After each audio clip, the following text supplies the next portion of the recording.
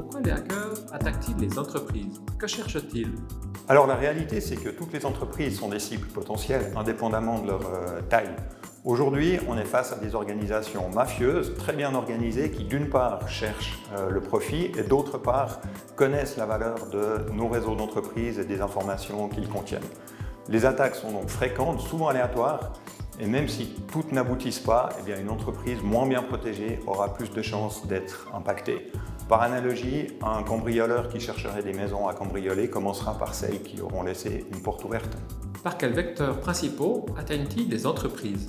Alors le premier vecteur, ce sont les attaques techniques directes vers les éléments du réseau qui sont exposés sur Internet. On pense par exemple aux accès VPN, mais aussi aujourd'hui au cloud.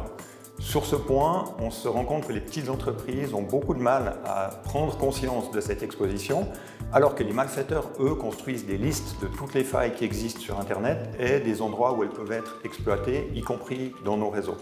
Un deuxième vecteur, c'est évidemment l'humain avec le risque de phishing.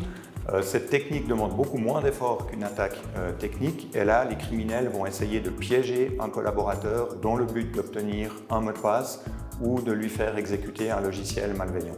Quelles sont selon vous les solutions dont disposent les entreprises pour se protéger de ces risques?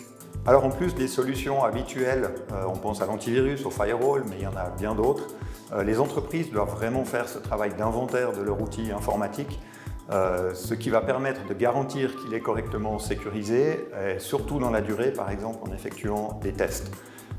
Il est aussi nécessaire de former les collaborateurs pour les aider à identifier ces fameux pièges.